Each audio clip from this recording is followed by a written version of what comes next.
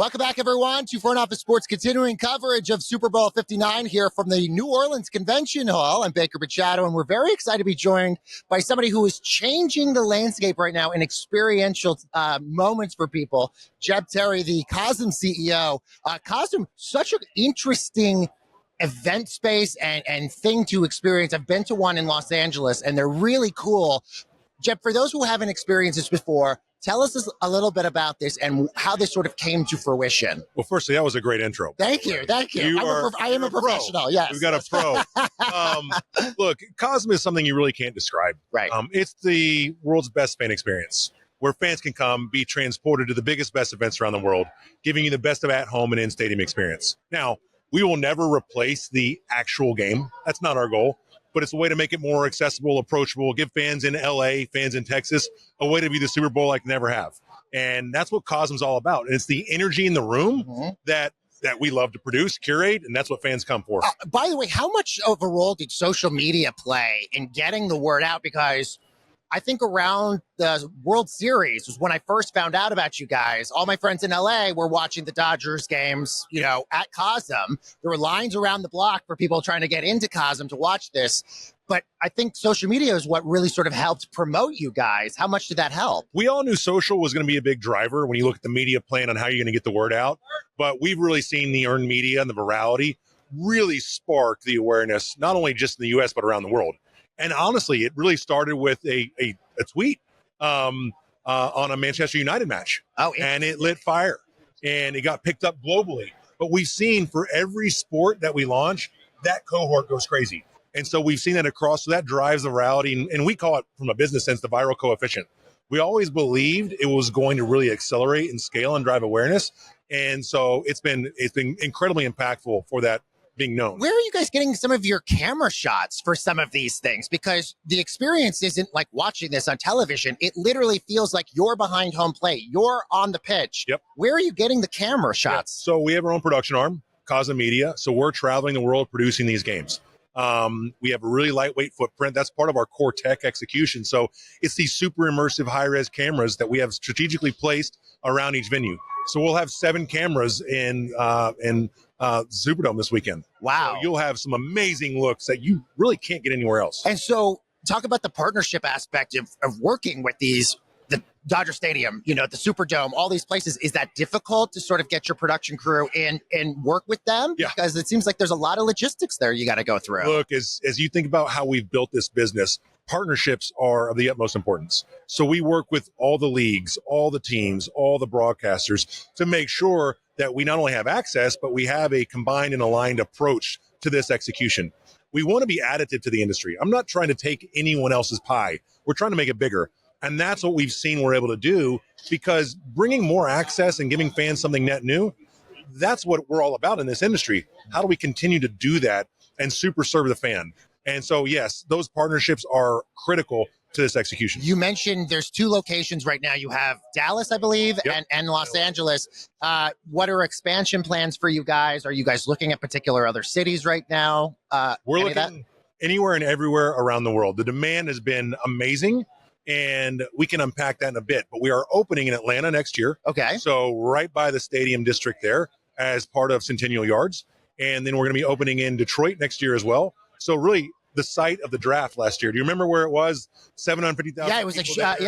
Right in downtown Detroit. Yep. So that is actually our exact location. So that'll be opening next year as well. 2 great cities, great fandoms, and we love adding it to our portfolio. And interestingly, because I think in COVID times, everybody was all about investing in at-home experiences, but now that's really changed. It's where do you sort of see the experiential world going? Cosmos obviously playing a role in this, but where do you sort of see experiences going here? Yeah, so we really look at Cosm as the combination of the best of the tech from the immersive industry. So all the R's, AR, VR, XR, MR, like we call it shared reality. We combine that with the experience economy, which is the fact that this interview is way better here than on Zoom. Right, true. Right? So true. You look at everything we're doing now. We want to get out. We want to go hang out. It's the human side of life. And people want connectivity. And so that plays a huge role in not only our business thesis, but the adoption of this execution. And fans, we just want to say they want to be together. They want to celebrate together and have moments. And that's what this entire ecosystem is about. Are there different sort of unique producing points of doing a football game versus a baseball game versus a basketball game for something like a Cosm? Definitely. Well, the size of the playing field matters. Sure. Right? Whether you're doing a UFC fight or you're doing a soccer match or a football game. And you can't cut too fast. When you're watching an NBA game, you can't just cut back and forth, back and forth, back and forth. So oftentimes you have to let the crowd sit in the moment. And that means you might stay on a shot longer, because it's not like producing a linear show where you've got, 20 plus cameras. I mean, I don't know how many they have here to choose from, and you're still telling that story. We're about giving fans that transportive experience of being there. And how do we let them sit in that moment and appreciate that moment and then switch when the moment matters most? That's really the core of what it is. So you have to have just a unique approach to it, and it changes by sport. So we have a fantastic team that does it for us internally that they're doing a great job. And you had a career, you mentioned linear television, you had a career at Fox Sports for a while as well. Are you seeing, obviously you've seen the game in terms of how they produce changed completely over the years.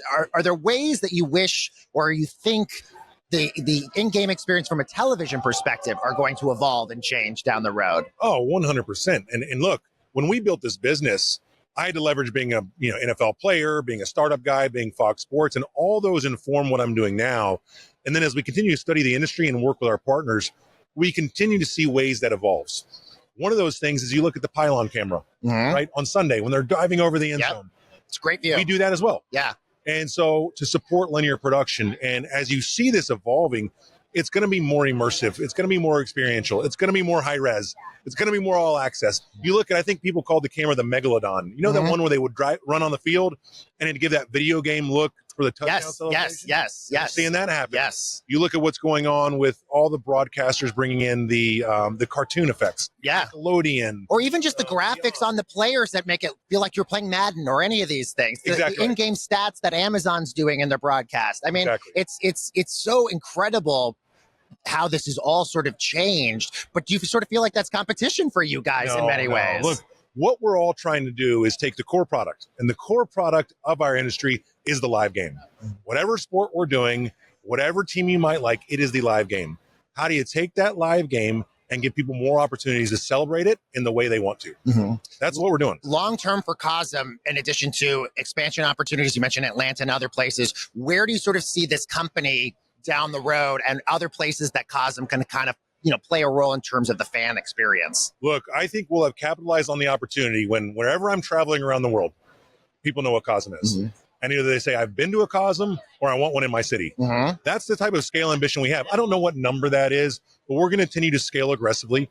We've got some international sites that we're looking at right now. We're going to be integrating sports betting in states where it's legal. We have so many opportunities to layer on. And then we work within this entire ecosystem of partners, both on the tech front, broadcast front, IP front. So we have a lot of major growth stories happening right now. We're going to share a few of those actually later this year. Some really cool ones on the tech side. But we want to continue to be a thought leader, stakeholder, and a partner to the broader industry. As somebody who lives in New York City, will we have one in New York City sometime soon? You will. Good. Thank God. Thank God. We deserve it. So we're looking we right deserve now. It. We're looking in Manhattan, looking in Brooklyn. Yeah.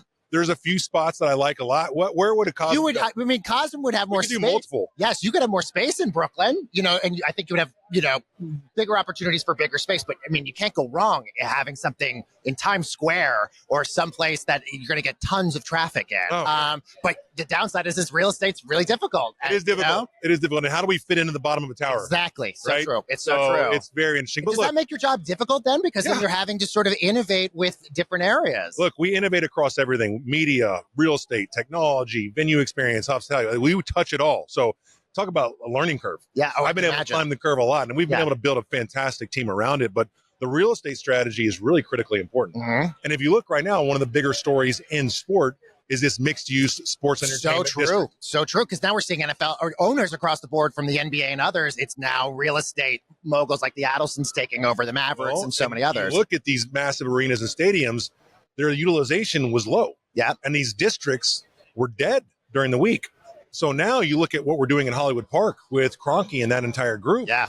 And that district is becoming a 24/7 place, and we help that. You look at what's happening in Nashville You look at what plans are in Chicago. You look at what City Fields wants to do in New York. Mm-hmm. All these things. So there's a lot of interesting things that are coming that way too. And so could potentially we see Cosm's next two stadiums where all of a sudden the overflow of people that didn't get into the game are going into Cosm to watch the same thing? You're not okay. I love that. I love it. Look, the key to understanding though is imagine as a team owner, where is half your inventory? It's on the road. Yeah, so true. It's true. How do we bring that back? Very true. I'm excited to see all the stuff that you guys have coming down the pipeline. Really excited to see the growth of this company. That's the CEO of Cosm, Jeb Terry, joining us here on Radio Row. And we got more interviews coming to you from Super Bowl 59 coming up.